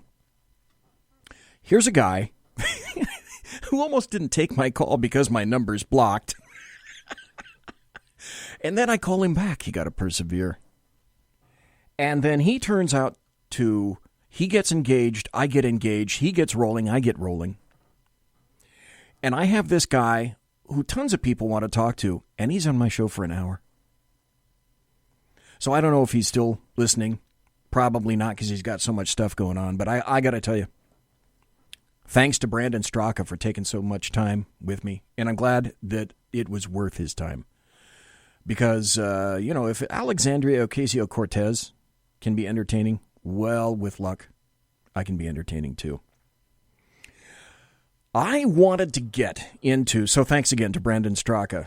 Folks, if you're anywhere near the D.C. area, his Walk Away March on D.C., wow, that sounds like that will be a rather staggering event. Sign up, be there, go to his GoFundMe page. I may throw a couple of bucks at the young man myself, just on account of because his timing is perfect. If nothing else, his timing is perfect. Okay, well, I've got a choice. I was going to go immediately over to Happy Stories. Well, let me back up a little bit. I have to talk to you about Brandon STRAKA because we had, you know, when you set up an interview, you try to get all the details into place. Who's going to call whom? My number, your number, his number, how long do you want? He didn't really say how long he was interested in talking. So I had to have enough material so that if he says, and entirely possible, he says, look, I got 5 minutes. That's all I can give you because I got to do this other interview. I'm ready for that. I'm ready for 5 minutes, 10 minutes, whatever. I got material. You've seen material. I got material. And he gave me a full hour. And I had no idea how long he was going to go. So back to now, I could either do Happy Stories or I can go and do the Kurt Schlichter article that people have been wanting to see from him for quite some time. Because right after this, I am going to go into Happy Stories and Good Times. And then we're going to talk about a little bit of Kavanaugh's future. So I think what I'm going to do is we're going to go into the Kurt Schlichter article, because I've been wanting to read this bad boy for a long time. It just came out today. Or excuse me, yesterday. It came out yesterday because Schlichter's articles come out Monday and Wednesdays, twice a week on townhall.com. And over the weekend, Matthew Betley, which is a great thriller author that I've interviewed twice here, he and Kurt Schlichter are like, they're like compadres. So Matt Betley has been promoting this article by Kurt Schlichter, which, oddly enough, might have a little bit to do with Jeff Flake. And I kind of suspected that over the weekend, Kurt Schlichter got a little bit fired up. Okay. Here's the Kurt Schlichter article. And the headline is, Mary Brockman says Kurt has too foul a mouth. Well, there aren't going to be any bad words in this article. I can tell you that right now, Mary Brockman. The headline is, we are finally getting rid of the treacherous sissies who used to control the GOP. That simpering Jeff Flake, he's the kind of guy who voted for Evan McMullin and still doesn't regret it. It's sad to see what was allegedly a man be utterly emasculated in public and then proceed to dance to please his new masters. He ought to be, and henceforth shall be known as Jeff, since he's essentially Jeb, but without the pedigree, or here's the scary part, the spine. Yeah, Jeff, you'll get your one-shot 60 minutes tongue bath, and there's probably a 3 a.m. Sunday MSNBC program in it for you, wedged between reruns of Lock Up. A hosting gig for a crappy show on a doofus network is today's equivalent of 30 pieces of silver. Flake does not care about you normals, especially you normals from the Grand Canyon state, who are now regretting your decision to send McCain's Superlight to the Senate. At least John McCain, for all his faults, flew fighters and took no guff. Jeff takes a little guff from some shrieking leftist in an elevator, and he's suddenly primed for his Democrat buddies to talk him into helping carry some of the wood for the Brett Kavanaugh witch burning. The Democrat buddies part is key. See, they're his real constituency. Like Alfredo Cons, he chose trying to please his elite pals over keeping his promise to serve normals like you. But of course, he's been doing that for a while, ever since he was so greatly disappointed in you for choosing Donald Trump and not Moby McMuffin or even Felonia Milhouse von Pantsuit. So it was no surprise that the Dems ID'd him as the weak link, swarmed and rolled him in a town like D.C. that's known for changing the soft and the feckless. Jeff was especially mushy and feck-free. His real concern was not enacting the conservatism he endlessly talks about, but conforming to the bizarre norms and taboos of the elite he aspires to, because if you prove yourself by slavish acceptance of their twisted reality-defying fetishes, you'll be richly rewarded. You have to demonstrate your acceptance of the ridiculous concept that no woman can ever lie about sexual assault, despite your Duke lacrosse team and UVA scams. You have to demonstrate your acceptance of the ridiculous concept that the weather in a couple centuries is going to kill us off because you're too selfish not to ride a bike to work and want to drink out of a straw, even though the high priests of the weird climate cult are so unconcerned that they fly everywhere in private jets. Mostly, you have to demonstrate your acceptance of the ridiculous concept that normal Americans are morally and intellectually unfit to participate in their own governance, despite the fact that we built this country, we fed it, we fuel it, and we defend it. And you have to demonstrate your acceptance of the ridiculous concept that the elite is elite because of some track record of achievement despite hiccups that we normals pay for, like Iraq, the 2008 meltdown, Obamacare, and sidewalks covered with bum droppings. In my new book, Militant Normals, I explain why Jeff and his sorry ilk side against the people who send them to Washington. And it does it in a more detailed way and with a lot more snark than possible in one column. You got to order it now because it comes out tomorrow, which means today, by the way. Order it, and the libs and the conservacissies will be, ever so pleased. Jeff's flake illustrates the disconnect between status-obsessed elites and the normals. Jeff wanted his pals to think he was sensitive and caring and concerned with process and blah, blah, blah. He wanted the elite's acceptance, and if Kavanaugh's family had to go through some hell, well, okay. He knows this is all a scam. He knows this is a grift. He knows it's a delay designed to let stripper Matlock or some other bottom feeder come up with a new pack of lies about how Brett Kavanaugh ran an international sex ring during his Bud Light blackouts back in 1983. But Jeff mostly has to do what the elite in this country do instead of actually achieving anything. He signaled. He signals to his elite pals, hey, I'm one of you. I'm not one of them. I'm not one of those icky normals. And while they will pretend to welcome him and give him a seat at the cable kiddie table, they're laughing at him. Now, fortunately, he's gone. He quit knowing the people of Arizona would vote for a rotting cactus rather than him in the GOP primary.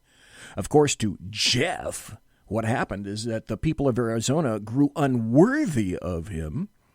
They no longer meet his exacting standards. Jeff is too good for them, too pure, too elite, so he sadly must deprive them of his virtue. It's happening a lot. The sissies, punks, and rhinos are going away. The hacks of Conservative Incorporated are right about one thing, though. It is a new GOP. It's a GOP that fights. Not all of them. You still have some weak sisters like Collins and Murkowski. Collins is safe because she's about as conservative as Maine is going to get. And Murkowski is getting primaried if she backstabs us. But normals have put righteous fear into the rest of them. The conserva-gimps want to claim that the Republicans are now the party of Trump, but that's a self-serving narrative designed to obscure the fact that they brought their downfall upon themselves through their legacy of failure in the fight against progressivism. Donald Trump is the avatar of the militant normals. None of the establishment was fighting for their rights and their interests, so they found someone who would and would not apologize for doing so. Our new crop of candidates gets it, except for that insufferable loser, Mitt Romney, the McMullen of 2012, who can't help but suck up to the establishment and the media, who humiliated him by thanking them and asking them if he can have another. The candidates looking to win in red states are solid, with the Kavanaugh atrocity activating conservative-leaning normals. Hey, by the way, just like we talked to Brandon STRAKA about, we stand to do very well, assuming we don't get petulant because a few has-beens have collaborated with the enemy. Kavanaugh is a boomerang that can come back and knock the Democrats out. They counted on stripping off the suburban women's vote that had been going GOP, but those suburban women have sons. They have brothers and husbands whose lives can be ruined in an instant over some uncorroborated baloney from 3 decades ago if the Democrats' new rules go into effect. A vote for a Democrat is a vote against due process, a vote against justice, and a vote against men. That's a pretty crummy platform if you're seeking to appeal to normals. But hey, inside the elite bubble, it makes perfect sense. So focus on the fight. Don't play the Democrats' game and walk away from the GOP because Jeff walked away from you. He's a nobody who's going to be gone in a couple of months. He's nothing. In Kavanaugh teen speak, I don't know if I can read this sentence. Okay, I gotta man up here. Okay. In Kavanaugh teen speak, Jeff is just a boof in the wind. I'm sorry. No, I'm not sorry. All right, that was the new article by Kurt Schlichter.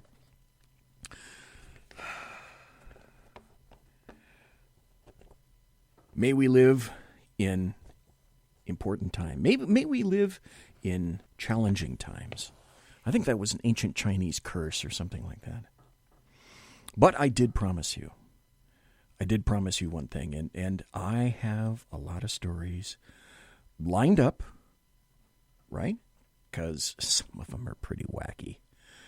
So, with no further ado, why don't we... It's time for happy stories and good times. Well, here's our happy story. This is right off the bat. I may have spoken about this very briefly last week, but you need to hear all the information here.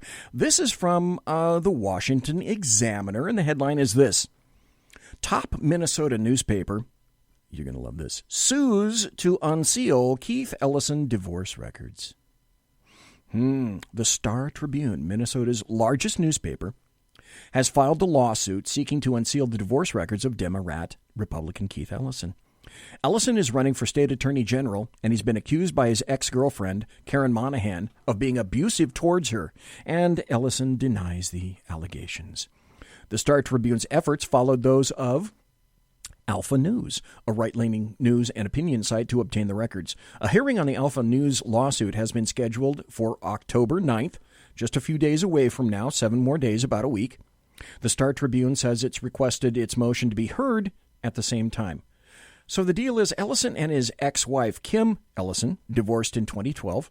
Kim Ellison has publicly supported her former husband against Monahan's allegations, saying, "He never abused me in any way before, during, and after our marriage. Quote, our divorce simply isn't the public's business, and therefore, when we separated, we jointly asked the court to seal the file." Now, 1 month before a closely contested election for Minnesota Attorney General, a conservative group wants to probe our divorce. Well, Why wouldn't they? He's about to become Attorney General. And that's an appointed position. Excuse me. That's not an elected position. So shouldn't he be going through the same scrutiny that pretty much everybody else is? Well, yeah. And like Dave Milner said, well, the guy is a Muslim. Okay. In and of itself, not immaterial. The only problem is that he associates with CARE and other organizations that are Muslim in nature that don't have the best interest of the United States of America at heart. Here's another great story. This is another happy story, and you had to dig to find this one. But of all places, I found this from thehill.com. Now, what did Brandon STRAKA and I basically say last hour? We said you got to get out. You cannot take anything for granted. So when I tell you this, we can't take this for granted either, but I still think it's a happy story. And it goes like this from thehill.com. Bob Corker predicts Kavanaugh will be confirmed and says that the Democrats have overplayed their hand. Senator Bob Corker, a Tennessee Republican who at times has been at odds with President Trump, told Hill TV today that he is confident Senate Republicans will have enough votes to confirm Supreme Court nominee Brett Kavanaugh by no later than Saturday. Stop. We're going to go on to another article after this one. Now, unless you've heard different, what the last I've heard is that on Friday, the Senate is going to take a vote. And Mitch McConnell has essentially said Friday is the day we're aiming at. Now, I've also heard conflicting information about the FBI investigation, and people on the left are saying that, oh no, there's the FBI investigation has expanded geometrically. Well, what did Brandon STRAKA say? Don't believe everything you hear, because the newest thing that I've heard is that the FBI report likely will be coming in sometime tomorrow. So as far as I'm concerned, hey, those are two happy stories. If you think that I'm going to stop there, you're wrong, because here's another happy story. And this one has a lot of what BZ calls schadenfreude. And schadenfreude consists of essentially sitting on the banks of the river and watching the body of your enemy float by. And this is from the Sacramento Bee, sacb.com, the massive leftist McClatchy newspaper that we have right here in Sacramento. And the headline, if for no other reason, this headline grabbed me by the glottis. So that's why I have to talk to you about this headline, because it says it all.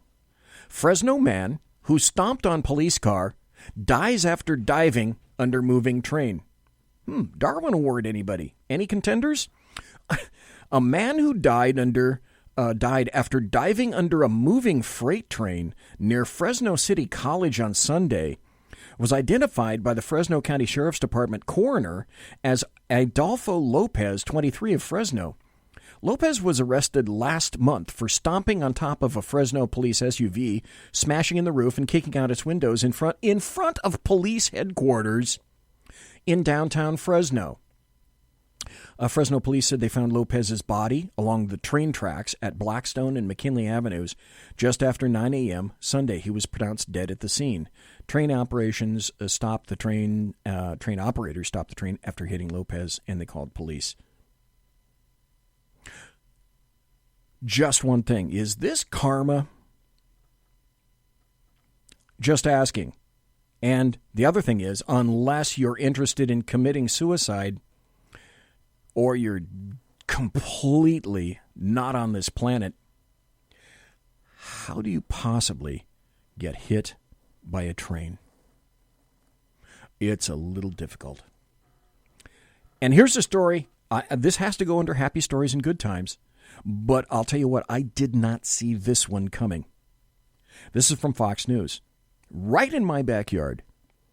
The headline is, California governor vetoes bills to let non-citizens serve on boards and block immigration arrests at courthouses. Okay, and about this time, you're probably doing the Scooby-Doo. I didn't believe it either, but here's the story. California governor, oh, by the way, next Thursday, it appears as though there's not going to be a Sackhead show tomorrow night at this point.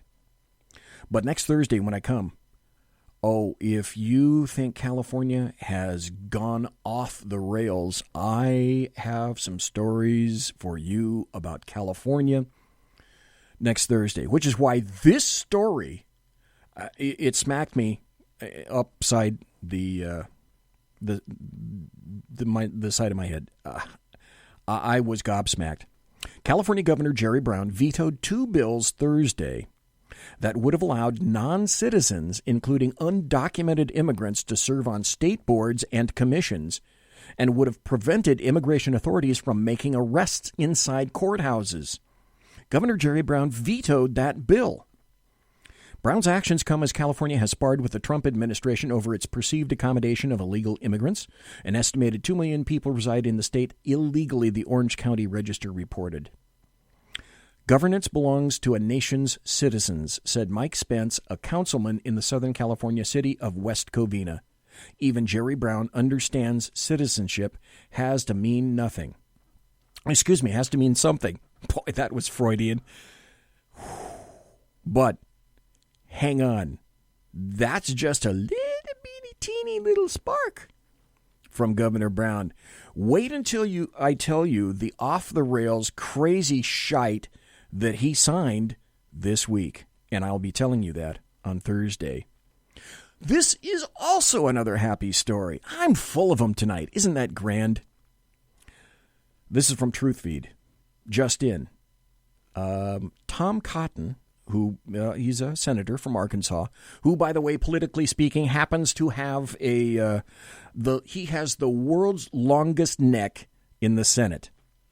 Oh, and Dave Milner in chat says, as Yoda would say, shocked I am. See, you didn't think I could do Yoda, did you? Senator Tom Cotton just dropped a legal bomb on Ford's lawyers. Senator Tom Cotton has just announced he's turning over Dr. Ford's lawyers to the D.C. Bar Association to be investigated. The reasoning is because Dr. Ford said in testimony at the hearing that she was not aware that Senate investigators had advised they'd be happy to travel to California in order to meet with her. If it's true, her lawyers withheld this information from their client. Cotton, an Arkansas Republican, also said lawyers recommended to Christine Blasey Ford by Democrats will face a Washington, D.C. bar investigation for telling her that committee staffers would not travel to California to interview her about her alleged assault. They have betrayed her, Cotton said on CBS's Face the Nation. She's been victimized by Democrats on a search and destroy mission for Brett Kavanaugh. And just when you thought, oh, by the way, Mary Brockman's got to go. See you, Mary. Thanks for being here so late. And just when you thought things couldn't be, well, happy, here's another one. This is from BPR, BizPac Review, under Business and Politics. The headline, Grassley files for criminal investigation against Kavanaugh accuser. Potential 10 years in prison. One of Supreme Court nominee Brett Kavanaugh's accusers has already been found to be a liar and now faces potential criminal prosecution and a potential 10-year prison sentence thanks to actions taken Saturday by Senate Committee Judiciary Chairman Chuck Grassley. Last Monday, an unnamed male accuser contacted Democrat Senator Sheldon Whitehouse to accuse Kavanaugh and his friend Mark Judge of having sexually assaulted a, quote, close acquaintance 33 years ago on a boat in Newport, Rhode Island. If you heard that reference from Judge Kavanaugh, that's what it's in reference to. So instead of performing any due diligence, however, Senator Whitehouse promptly forwarded the allegations to his fellow members on the Senate Judiciary Committee, who subsequently broached the allegations with Kavanaugh during a phone call on Tuesday. The quote is, the event took place on a 36-foot maroon and white 12 boat in the harbor at Newport, Rhode Island, after the three had met at a local bar.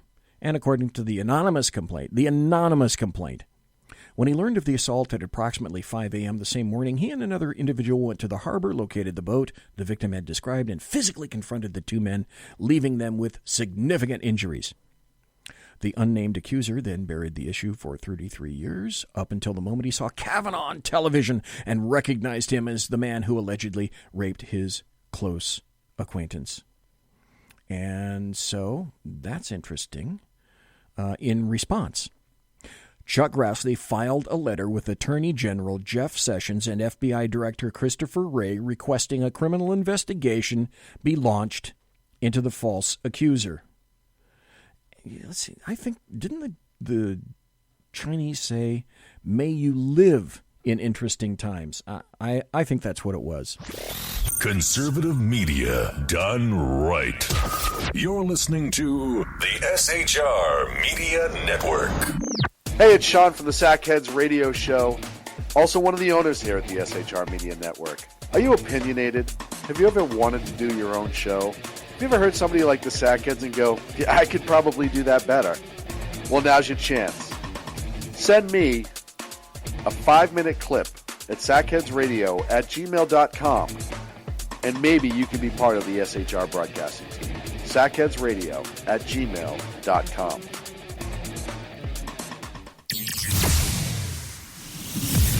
Broadcasting behind enemy lines in occupied California, a mere 2 miles from the state capital, the bloviating Zeppelin's Berserk Bobcat Saloon radio show can be heard every Tuesday and Thursday night at 8 p.m. Pacific and 11 p.m. Eastern, only on the SHR Media Network. Go to shrmedia.com to listen. You can also watch on the SHR Media Facebook page and the SHR Media YouTube channel. No goldfish were abused in the making of this ad. When dirty politicians, shadow governments, and deceptive Islam blind the world with fake stream media smoke, their only fear is one man with a cane. I'm Dave Milner. Join me through SHRmedia.com, HighPlainsTalkRadio.com, and the Western Free Radio Network at Spreaker, YouTube, and iTunes for a different perspective weekly on the Unpleasant Blind Guy. And catch me on Jeff Mitchell's EDL Radio on BlogTalkRadio.com. There's no surrender ever, because truth is not always pleasant. Hey guys, it's Sackhead Clint. I'm excited to tell you about a brand new show here on the SHR Media Network. I'm teaming up with the one and only all-powerful, the bloviating Zeppelin, sitting here to my left, bringing to you a fresh new show here on the network. It's Against Tyranny. And we'll be picking up where the Sackheads left off. Excited to be with you, sir. Sackheads Against Tyranny. We're going to chat. We're going to chat Wednesday nights. SHAT. Sackheads Against Tyranny. Wednesday nights, 11 p.m. Oh, it's the same time, right? 11 p.m. Eastern, 8 p.m. Pacific. Same SAC time, same SAC channel. Yep. SHRmedia.com. See what I did there? It's your business diva here, Melanie Collette. I am inviting you to a front row seat as I discuss some of the most intriguing details of wealth and finance with today's movers and shakers in the world of business. Listen in and discover financial truths on a global, domestic, and household scale. Uncover topics that will impact your wallet today and in the future. Money Talk with Melanie airs Monday through Friday, 5 p.m. East, 2 p.m. West, right here on SHR Media and High Plains Pundit Talk Radio. You can't afford to miss it. Human by race, Christian by faith, American by nationality, and conservative by choice. Reverend Ralph J. Chittum Sr. is the right guy on SHR Media from 8:05 to 9 p.m. Monday through Friday.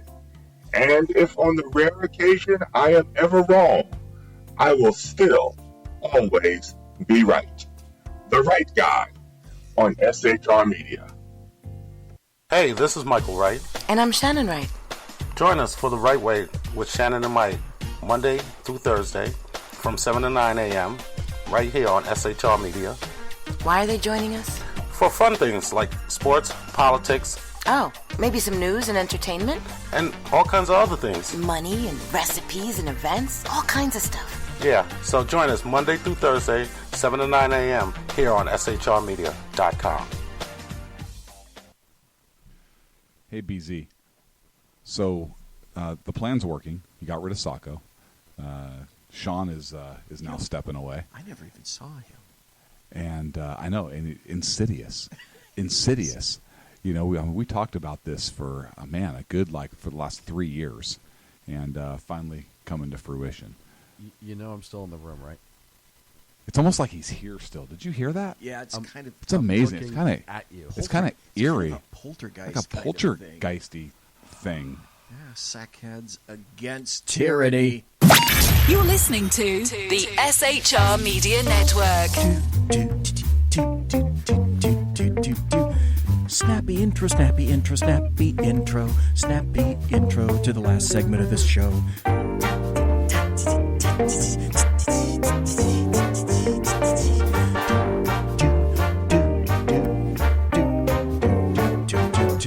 Oh, yeah.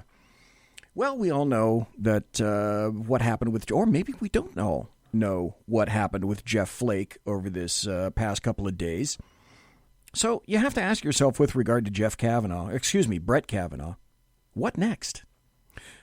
The Senate Judiciary Committee is currently comprised of 11 Republicans and 10 Democrats. Democrats. Slap me. On Friday the 28th, Judge Brett Kavanaugh passed this committee, and he's going to move to the Senate itself. And the last I heard is that vote may take place Friday. And now, even a little bit more updated information. Now I'm hearing that it may take place on Saturday. Not quite sure. Okay, with one major caveat. Republican Senator Jeff Flake, we knew, of course, that we had a Republican Judas Brutus within the committee. He demanded that there had to be a week-long delay in order for the FBI to conduct, quote, an investigation of Kavanaugh before Flake's affirmative vote could be acquired. So that was Jeff Flake's 30 pieces of silver and his dagger. And it was a hostage situation, if you will, because 6 prior independent FBI investigations into Kavanaugh's background clearly were insufficient. The GOP Senate went along with those demands for a week delay. So this is from azcentral.com. Senator Jeff Flake gets Senate to seek FBI inquiry of Brett Kavanaugh's sex allegations.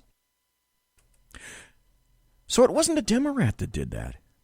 It was Senator Jeff Flake.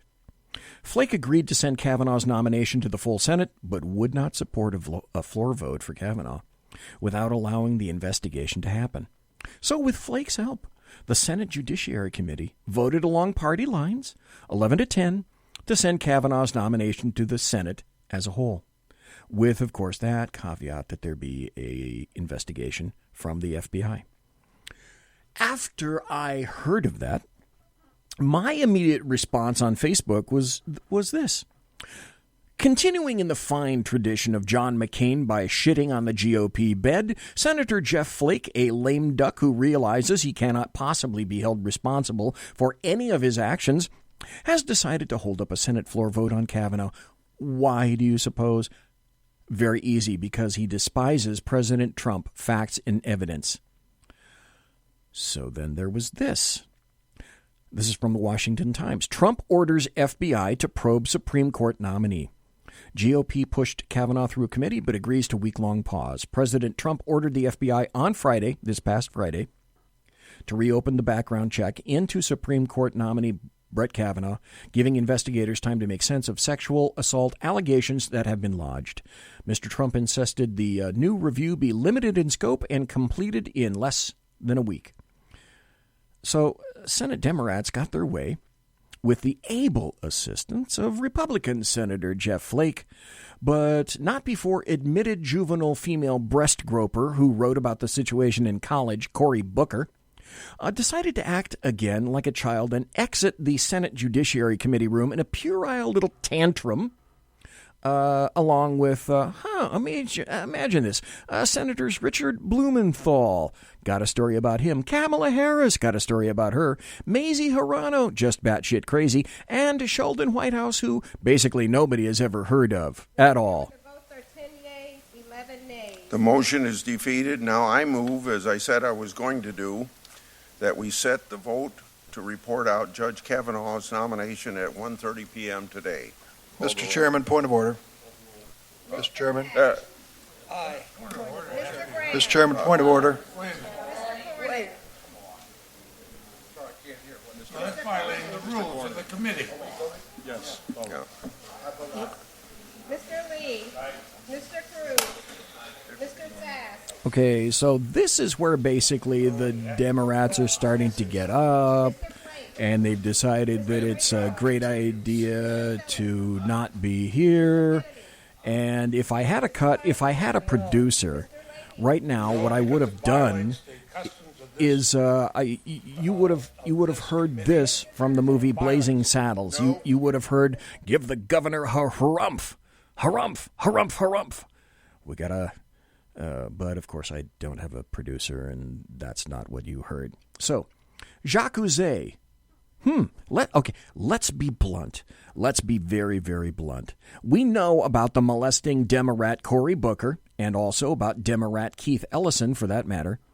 So let me remind you, if I can, about Democrat Richard Blumenthal. And this happens to be from thehill.com. This is, again, lovely. Tom Cotton rears his ugly Republican head again. Cotton to Blumenthal. You don't have the credibility to question Kavanaugh.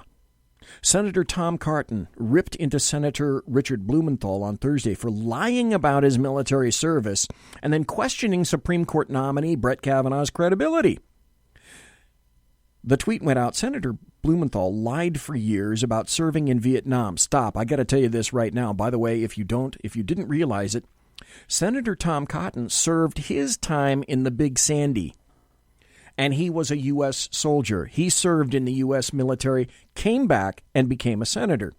So he's just a bit attuned, if you will, to stolen valor situations. And if you don't know exactly what kind of a situation that is, go quick like a bunny to your favorite search engine and type in clackety-tappity-clack, stolen valor, and you'll see what that's about. Senator Blumenthal lied for years about his serving in Vietnam, which is all you need to know about his courage and honesty, Cotton, who is not on the Senate Judiciary Committee, tweeted during the questioning. Maybe he should reconsider before questioning Judge Kavanaugh's credibility.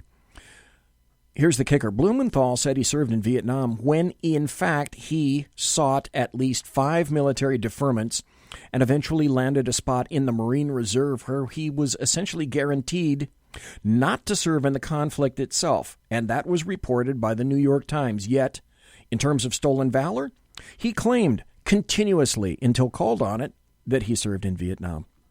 So it would appear that, in fact, Senator Blumenthal is another stolen valor liar. But, of course, you didn't hear about that. Nor would you ever. The LDAM conspire to keep it quiet. He serves their purposes, so he's got to be covered, and he's got to be supported. Then there's Kamala Harris. Did you hear the full story about Kamala Harris? Well, I think perhaps you need to. Kamala Harris had an affair with the then-married black Democrat California power broker Willie Brown. Having lived in California just about all my life, except for a series of maybe 5, 6, 7 years, Willie Brown was a major power broker Democrat in California. So Kamala Harris had an affair with Willie Brown, who's 30 years older than she is, and he was married. And here's why. So she could herself be inserted into the California... I'm sorry for that word, inserted. See what I did there? So that she could herself be inserted into the California political power structure. Well, we all know about Mazie Hirono. She's simply a buffoon who has no concept of America, and she doesn't want to. You know, Hawaii, I'll tell you what, you deserve everything you don't get from her, like, competence and knowledge, maybe like that. Senator Mazie Hirono, who has been, really, her takes on this have been candidly abysmal. By the way, this is Dan Bongino. Telling men to shut up, to not have shut up. I mean, this is a United States senator telling men who have wives, who have daughters, to shut up and you should all sit down and do the right thing. The right thing is finding out the truth here. And if he's guilty, fine. Okay. Then remove him from the process. But if he's not, an innocent man was slandered here. We have the right to get to the truth. Play Senator Mazie Hirono. Doesn't Kavanaugh have the same presumption of innocence as anyone else in America? Listen to this. This is her on CNN. His denial in the context of everything that I know about him in terms of how he approaches his cases. As I said, his credibility is already very questionable in my mind and in the minds of a lot of my fellow Judiciary Committee members. It sounds to me like you're saying because you don't trust him on policy and because you don't believe him when he says, for instance, that he does not have an opinion on Roe v. Wade. Is this Jake Tapper confronting Mazie Hirono with facts? Wade, you don't believe him about this allegation about what happened at this party in 1982. Is that fair? Well, this is why it is so important that there be at least an investigation so that there's some effort at collaboration. Yeah, looks like you got your way, however. So Sheldon Whitehouse, by the way, he's pretty much a zero who isn't even really worth mentioning. No one ever heard of him, ever. He's about as significant as my hemorrhoids, and he has a lot less seniority, okay? What about that Jeff Flakey guy? He was kind of sort of in, maybe forgiven a perhaps, maybe sort of kind of thumbs up to Kavanaugh, kind of, sort of. If I can respond, there is no amendment. I'm simply stating, and the discussion that we had between us all is that I would hope, and I think we had some agreement before, that the Democrats who have been, I think, justifiably uncomfortable moving ahead could publicly. Hello, Jeff, useful tool, Jeff, are you? Hello, Jeff, good for saying that. So here's what happened to Jeffy. He got a little bit of pushback from a couple of women in an elevator, so then Jeffy, it's in his nature, you see. He went full gawp, okay? That's guilty, overeducated, white person. Republican Senator Jeff Flake confronted by an activist in an elevator about voting for Judge Kavanaugh. Take a look. Listen to this. You are allowing someone who is unwilling to take responsibility for his own actions to sit in the higher court of the country and to have the role. Oh, I wish you could see this video. He has such a hurt puppy dog look on his face. He's so hurt. Oh. Of repairing the harm that has been done in this country to many people. No, thank you. What do you think? You have power. The truth. Ma'am, do you want to talk to his staff? No, I want to talk to him. Don't talk to me. Democrats have pushed for an FBI investigation of Kavanaugh, and now, after Senator Flake got called out, he's calling for a delay in order to investigate. And, well, the Democrats are going to get that. Here to react is Dan Bongino, former... Well, I don't quite have enough time for this because I'm going to continue on. You know what happened. Flaked. Okay. But what do we know about these women and what did they trumpet after his confrontation with, or after that confrontation with Republican Senator Jeff Flake from Arizona? What do we know? That's right. We know that they're connected with George Soros. This happens to be from BigLeaguePolitics.com. Women who confronted Flake in elevator runs Soros-funded organization.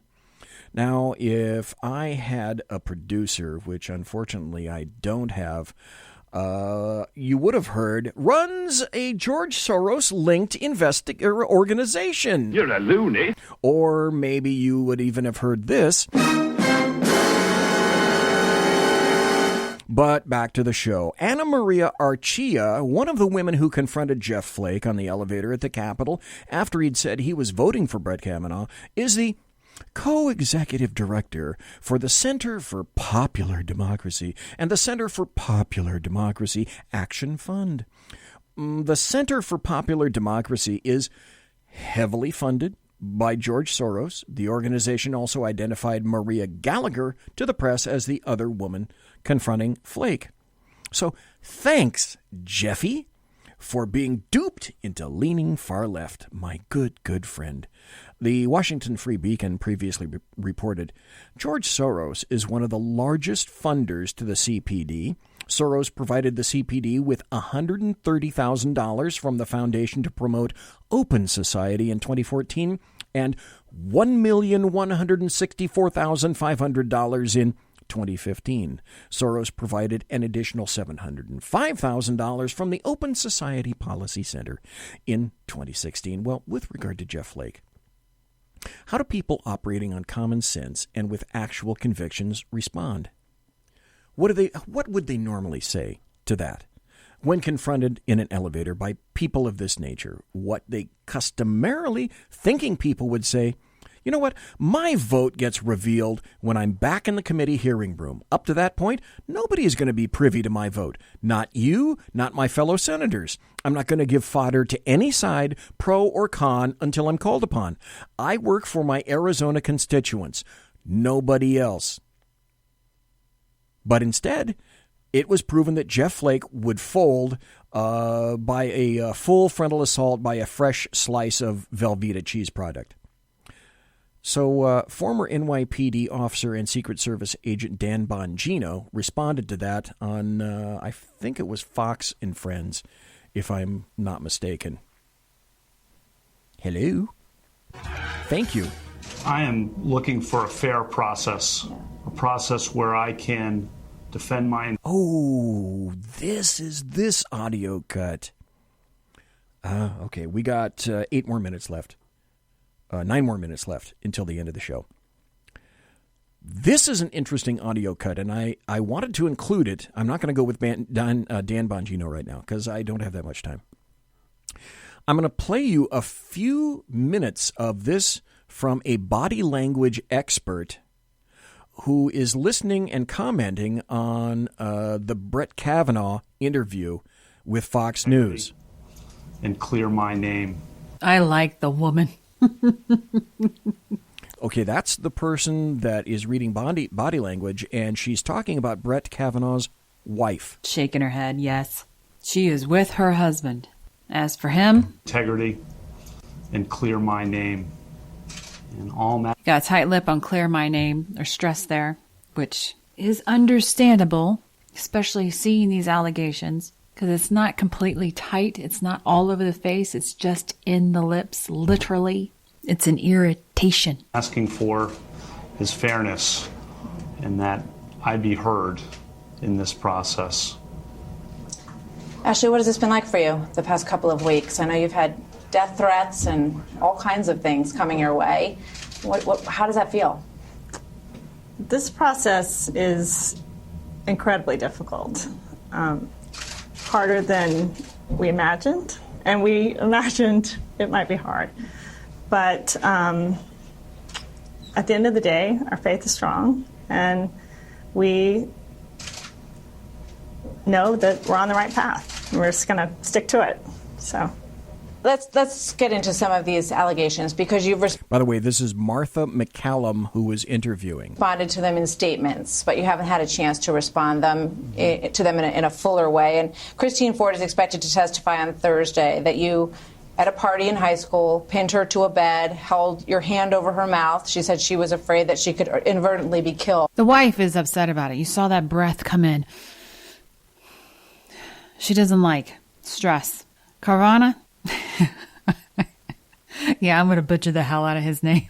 You're just going to deal with it now. Kavanaugh. He's stone-faced, irritated, which if you're falsely being accused of something, this is a normal response. Thank you very much. So here's what happened to Jeff Flake. He became once more nothing but a useful tool utilized by the Democrats. They couldn't care less about him any more than a person cares for a pair of pliers or a ball-peen hammer. When Democrats praised Flake for his bipartisanship, that's code for him being said useful tool. Anytime you hear a member, by the way, of the LDAM, the leftists, Democrats, or the American media maggots utilize one or more of these words like bipartisanship or compromise or agreement with regard to any Republican, what that means is that they got their way and the GOP got hosed. The other thing you have to realize is that the favor, almost never gets returned. Imagine that, ever. Who on the Democrat side is the equivalent squish to Jeff Flake? Lisa Murkowski, Susan Collins, or Bob Corker? Think about that for a second. Who is the equivalent Democrat squish to Jeff Flake, Murkowski, Collins, or Corker? Because we know one thing, there are no more Zell Millers. There are no more Joe Liebermans, and JFK himself would be summarily drop-kicked through the goalpost of life from the current Democrat Party. So as President Trump indicated, the Democrats were collectively, they were larfing their arses off behind closed doors when Jeff Flake flaked. And they're certainly sadder than Republicans to see Flake leave the Senate. But Flake is leaving because he knows there's no way in hell he's ever getting reelected by pulling shite like this. Imagine that. Let's drop down a little bit. Here's an interesting article from cnsnews.com. And to this point in the investigation, this is still true. No one has come forward to back up Ford, not even the person who drove her home. Christine Blasey Ford, a psychologist who has been in therapy herself, told the Senate Judiciary Committee on Thursday she has vivid memories of the alleged attack, but not where or exactly when it happened. And again, no memories, no specificity whatsoever. One of the persons that was questioning her, I think it was Mitchell, was the female's name. The prosecutor said, would it be fair to say that somebody drove you somewhere, either to the party or home from the party? And correct, she said. Okay, so has anybody come forward to say to you, hey, remember, I was the one that drove you home? And Ford's response was, no. Oh, gosh, I'm running out of time. So much to talk about. Flake wasn't just influenced by the Soros women, okay? What you may or may not know is that he secretly met with the Democrats, as documented by McClatchy, of all people. Jeff Flake got the attention for being the driving force behind delaying a Senate vote on Brett Kavanaugh's confirmation to the Supreme Court, but it was backroom talks with Democrats that gave the idea the political fuel that it needed. Flake worked with Democrats Friday to craft that latest twist, a deal prompting the FBI to launch an investigation over Christine Blasey Ford's sexual assault allegations against Kavanaugh.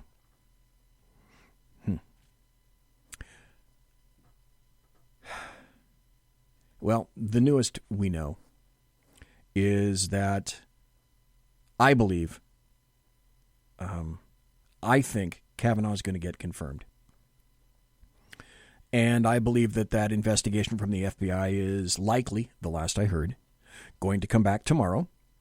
And to reiterate that there's probably, the last I heard, going to be a vote in the Senate on Friday or on Saturday.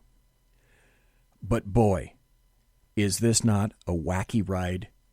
It literally changes every day.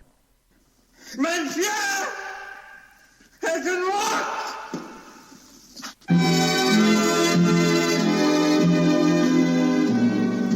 We'll meet again. Ladies and gentlemen, boys and girls, children of all ages, you've been listening to the Bloviating Zeppelin's Berserk Bobcat Saloon radio show, live and direct, right here on the SHR Media Network, and here in the sumptuous and palatial SHR Media Studio. I got to say thank you very, very kindly to Brandon STRAKA, the creator of the Walk Away movement, and that Walk Away movement march in D.C. is going to occur October 26th, 27th, and 28th. If you can, be there. So thanks to Brandon STRAKA. I expected maybe 5 minutes from him. Holy crap. Brandon STRAKA gave me an hour right here. I mean, a full hour. I didn't even cut to the commercials at the bottom of the hour. So thanks, folks. Thanks for being here. Thanks for being here in chat. At this point, no sackheads against tyranny tomorrow night. I'll be back on Thursday, and I'll be talking with Melanie Collette about everything except money. God bless. Take care. Be safe.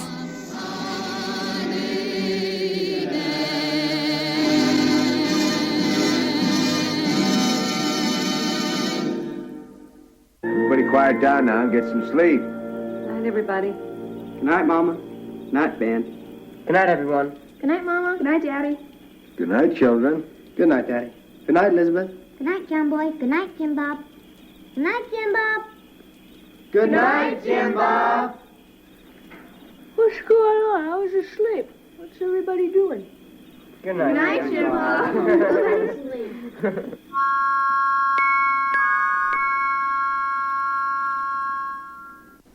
Good night, and good luck.